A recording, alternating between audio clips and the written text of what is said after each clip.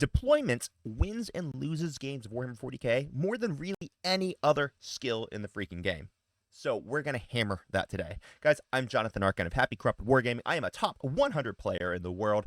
I am a chiropractic neurologist. I am a MMA fighter, and I have been coaching clients for the last few years to dominate tournaments around the world. I've actually got 4 clients right now who are representing their national teams at the World Teams Championships. So I know what it takes to compete and how to improve at this game. So I'm trying to share all that knowledge with you right now so that you guys can dramatically improve. So for today, we're talking about deployment, and so many people I hear tell me that I just feel like I lose the game before it even starts. Deployment is so hard. How do I plan for going first? How do I plan for going second? So what I've done is I've taken a little bit of a snippet out of a very recent coaching match that I was running with a client, where we spent actually a decent amount of time talking about deployment, because you guys are absolutely spot on with your assumption that deployment is super important. It can be very tricky to get right. So shout out to my client. Thank you so much for letting us utilize this footage. And let's freaking get all of you guys mastering how to deploy first in a really, really good way. So this is a match that we had set up. This was going to be Chaos Space Marines with double Defilers, Packbound Zealots, of course. And they're going to be playing against the Blood Angels. Now, a couple things about deployment that just generally is true that you always want to make sure you have done is you want to make sure that if you go first, you're still able to interact with the table. And you want to make sure that if you go second, that you're not going to get shot to pieces. So first off, this Blood Angel player did part of that really, really well, but they did part of it really, really poorly. So let's go ahead and diagnose it. It's a Liberated Assault Group, Blood Angels. He has a 6-man squad of a Sanguinary Guard with a Fight First captain in reserves, 1 Gladiator Lancer, 2 Gladiator Lancer, 1 Ball Predator. He's got a 6-man unit Sanguinary Guard with Commander Dante on the objective. He's got Infiltrators getting ready to screen out. He's got a Calidus in the backfield, JPI, and then 2 squads of Scouts in the center. As far as the Chaos Space Marine detachment that we have here for the Packbound Zealots, we've got Bikers, Cultist, Possessed, Defiler, Hellbrute, Abaddon, Defiler, Cypher, Lord Disco on Hellstalker, another unit of Possessed, Cultist, another unit of Bikers, 1 Beast of Nurgle, and I also have a unit of Nurglings over here, and there should be, and yes there is, 1 Forge Fiend in reserves back here.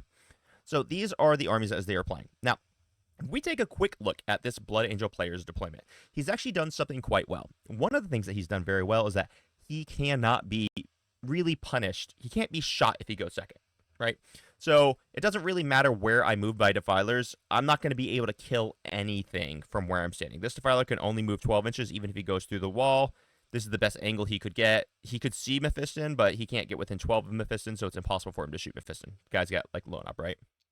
So he's actually done a pretty good job of making sure that he cannot be shot if he goes second. However, he's done a very poor job of what happens if he goes first. And he's done a very poor job of how does he respond when the Chaos Space Marine player goes first. So remember, these scouts are just going to scout behind the walls. So this is not the error that he made, right? These scouts would be 100% safe because they just go behind the walls. So let me kind of show you what I'm talking about. In this scenario, and this is a little bit of an advanced skill, but just bear with me. If this Chaos Space Marines player goes first, these scouts would be running away, backing up behind the wall so that they can't get shot or charged. But what the Chaos Space Marine player is going to do is 1 Beast of Nurgle is going to move on up. He scouts forward 6 inches. He's going to roll in advance. He's going to touch the objective. After this happens, you can bet your butts that this Defiler is just going to advance to stand right here. You can also bet your butt that this Defiler is going to advance to come stand right here.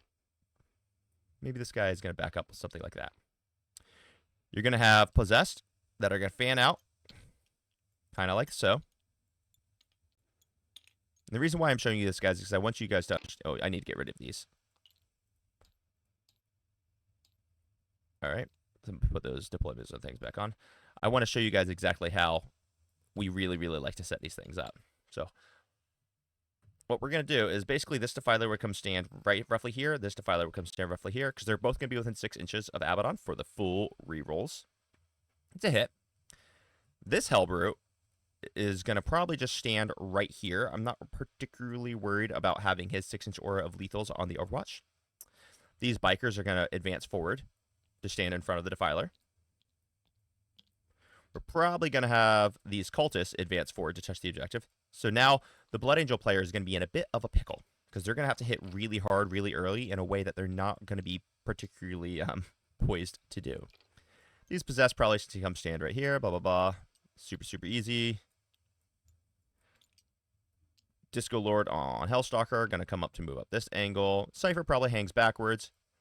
We're going to have Nurglings going to advance forward to make it so that the tanks can't actually move out this direction. And now, basically, the Chaos Space Marines player, all he has to do is pass the turn. From right here, the Blood Angel player is basically screwed. What does he do about this? Well, I'll tell you what, his basically only chance of having any shot at winning this game right now is to guarantee that he kills these 2 Defilers, and he's not in a position where he can do that. If he moves his Lancers up like this and shoots both of them into this Defiler, he's really hoping that he's going to kill the Defiler, and there's a high possibility that the Defiler just kills one of the Gladiator Lancers on Overwatch. So if you guys haven't seen a Defiler with a when it activates its shooting profile, oh my gosh, especially when it has full rerolls to hit, it is very brutal. Not to mention, it's Nurgle, which means I can lone op it so that this Gladiator Lancer won't even be able to shoot it. So this Gladiator Lancer, where it currently is not going to be able to shoot this Defiler because I've got lone op, which means he's only going to be able to put 1 in, and 1 Lancer does not kill a Defiler. This kind of forces the Blood Angel player's hands where he's going to kind of have to be forced to kind of send Dante out. Because if he doesn't send Dante out right now, well then in his next turn, the CSM player is just going to move fully into the deployment zone. He's going to have the entire map screen so those reserves can't ever really come in. He's going to dominate all the primary, and he's going to actually murder everything. The Blood Angel player does not actually have the board presence to be able to handle a massive push like this. So even though he was safe, he wasn't able to get shot when he went second, he also doesn't have the capacity to be able to handle this much pressure this early in the game. And this was all because of his deployment. Now, I know what some of you guys are thinking. Oh, there's no way the CSM player would be this aggressive. 100% the CSM player it would be and should be this freaking aggressive. If he doesn't take the board like this, he could be, in a little bit of trouble. So basically what they're doing here is they are forcing the Blood Angel player to respond in a way that they're not prepared to respond. If the Sanguinary Guard want to come out and kill this freaking Defiler, more power to them. First off, they're going to get Overwatched crap. And if you have never seen a Defiler Overwatch with full reels to hit, oh boy, it is very, very spicy. But between Dante and the Lancer and these JPI and stuff, they'll kill these bikers. They'll probably end up killing this Defiler. But then all of Dante's squad will immediately die. These guys will die. This Lancer will die. And these scouts will die. And the Blood Angel player is just not going to have enough resources to play the rest of the game. Now, let me show you a different way of deployment that would have actually worked a lot freaking better. So I'm just going to kind of reload this table. And I'm going to show you how I recommend people do this. I'm going to talk about why this style of a deployment would work a heck of a lot better. So let me just reload this map here. TTS is being lovely slow as we get prepped for the game. Now here is how I would recommend the Blood Angel player to deploy instead. Exact same deployment for the Chaos Space Marine player because this deployment is freaking awesome. I don't care if they want to shoot the cultists or the bikers to death. That just gives me free targets for the Defilers. So this is actually something that you wouldn't see very often, but I'm going to go ahead and recommend why this deployment is freaking awesome. If you see this blue line that we have drawn here, this blue line represents where the Defiler would actually have to cross in order to be able to see past this line. So we're going to have, he would have to come right here to see past this line.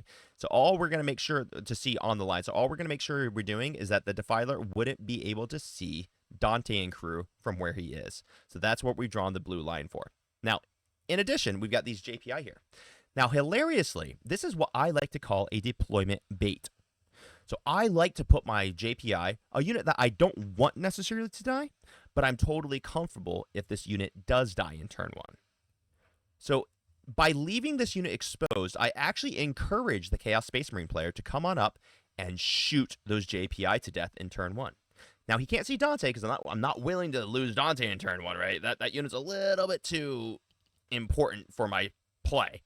So I'm not willing to give him angles on Dante in turn one. But if he wants to move up here to shoot my JPI in turn one, Heck yes, please do it, because that means I'm practically guaranteed to kill the Defiler on the swingback, and all I'm going to lose for it is this unit of JPI. Now, if I charge these same winners, so let's say the CSM player does move the Defiler out here, and he shoots this entire unit of JPI dead. Well, this opens me up to being able to charge and kill with these Sanguinary Guard. And I do not care that all of this stuff exists to then charge these Sanguinary Guard, because I have the Fights First enhancement, so if any of Abaddon or any of these guys want to charge into them, let's have a party, pal, because I'm going to Fights First and kill all your guys when they charge into me anyway. In addition to, like, this trap that I set over here, so this is what I would call a deployment trap, deliberately leaving a unit exposed to get my opponent to take an angle of approach. Now, if my opponent is smart and wily, they're not going to try to kill these JPI here, turn 1, if they go first. And the JPI are also positioned in such a way that if I go first, my JPI can go in and start stuffing everything in the center very early, which is a very, very powerful and good place to be. So this is just overall a great move. If I go first, I can go and stuff him very early. If I go second, then I am highly encouraging my opponent to take a horrible risk that they, in many situations, actually would take, which would screw them. Now, I've actually set up a second piece of bait here. And the second piece of bait is this Ball Predator standing right here. I deliberately have left it exposed. Not because I really want to lose it, but if this freaking guy comes on out here and wants to shoot this Ball Predator, and wants to take this angle to shoot this Ball Predator, man, do you see how this Defiler will then automatically die in the Blood Angel player's turn 1? This is assuming Chaos Space Marine player goes first. He moves up here, kills the Ball Predator. Dante and crew and the Gladiator Lancer then immediately kill the Defiler. Defilers are not particularly hard to kill. They're 18 wounds, T11 with a 5 invulnerable save. They die easier than, say, a Rogue Odoran would. So if you have to kill a Rogue, if you can kill a Rogue Odoran, you can kill a Defiler. That doesn't mean it's like easy to kill, but they're not particularly difficult to kill.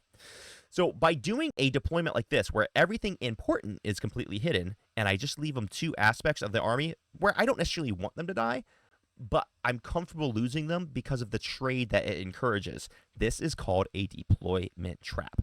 If these 2 Defilers take the bait and they move out and they kill these 2 units, that basically guarantees me a win on the game. Because now I can charge Dante and the 6 Sanguinary Guard here to go kill these Defiler. I can charge these 6 Sanguinary Guard to go kill this Defiler. This Lancer is going to move up and shoot just to support. This Lancer then also gets to come down here and shoot to also support this Defiler. You see how all of that works? It's really a beautiful, beautiful thing. So this is my deployment trap. In addition to that, the only things that are exposed are the units that I'm comfortable freaking losing. So this is a much better deployment. Another key of this, besides just the baits that I took, is that I was highly aggressively, and aggressively doesn't mean stupidly, I was aggressively deployed in such a way that I can take advantage of his movement. So Dante right here now just gets to move on up, shoot and charge. I don't have to advance and charge, use my 1 CP to advance and charge over here. That decreases my CP usage that I'm required to do. These Sanguinary Guard can just move on up. They can shoot and charge. I can throw grenades if I need to. This Sanguinary Guard, starting on the board in this scenario, turns off my opponent's ability to be hyper-aggressive in this scenario. Because as long as these guys are standing here, this becomes a really bad decision, because you get to punish your opponent. Now, if these guys are not here, and they're starting in reserves, suddenly the Defiler coming up here and killing these JPI is actually a great idea. Because what the heck is the Blood Angel player going to do about it? I mean, they're going to shoot it with 1 Lancer. Remember, even if this Lancer comes out, it's a Nurgle, and in Pac-Bound Zealots, I can spend a CP to 18-inch Lone Op it. So it's not going to get punished for it. Is he going to send Dante all the way over here? Because if he does, no problem. What's going to hurt this Defiler? Absolutely nothing. So in this scenario, this big unit, which typically wants to start in reserves, actually has to start on the table to stop the Chaos Space Marines player from grabbing very aggressive board position. Hopefully you guys can see just how much better of a deployment this is. So when you're deploying, I want you to think of a couple things. 1, what happens if you go first? In this scenario, if the Blood Angel player gets to go first, the Blood Angel player is going to be able to get these JPI in here early, get rid of all these cultists and probably all of these bikers, and move block the crap out of the center. In addition to that, these scouts, while you can't really move block the Defiler because the Defiler can move over you, the scouts can actually move in such a way that it stops the defiler from landing. Because if I'm standing here, the defiler still can't end in engagement range or on top of my model, which means he still can't land here. And he can't land here because that would be on top of a building. So I could actually just move this unit to stand in this general position. Yes, I understand that all 5 would have to move, but I'm just doing a demo for you guys. So I could stop my opponent's defilers from actually moving up the board in any meaningful way, while I also grab hyper-aggressive board position with my Dante. Right? Mephiston can go on up, do this. Ball Predator comes on up, kills all of the Nurglings. This puts me in a very, very, very good position as the Blood Angel player, because now I control all of this. I could potentially, I'm not saying you would, but you could potentially even move your scouts out here to stop the Defiler from actually moving up in this direction in the next turn. I probably wouldn't do that. As a matter of fact, what I'd probably do is I'd probably just end up putting them back behind here to let them be safe. Unless I had like a tempting target or something to score. But so what happens now is the Blood Angel player has a very strong go first turn game plan, and the Blood Angel player also has a very good go second game plan. If the CSM player doesn't move up aggressively, that's awesome, because that means the Blood Angel player has the time that he needs to just control the board. If the CSM player does move up aggressively, that's very good for the Blood Angel player, because all he's going to do is he's going to kill JPI and a Ball Predator, and then you're going to kill 2 Defilers in turn 1. This, my friends, is the secret to an awesome deployment. I hope this video was really valuable for you. If you want more breakdowns like this, please type it in the comments down below, and give a big thank you to all of my clients who are running these coaching matches and stuff so that I can help give you the same information that I'm giving them. And as far as coaching matches are concerned, I do want to give a quick notice. This is the last week that my prices are going to remain the same. Praise God, thanks to, the business has been booming. I am actually out of time. I'm running out of time to actually make content, so I am raising the prices a little bit.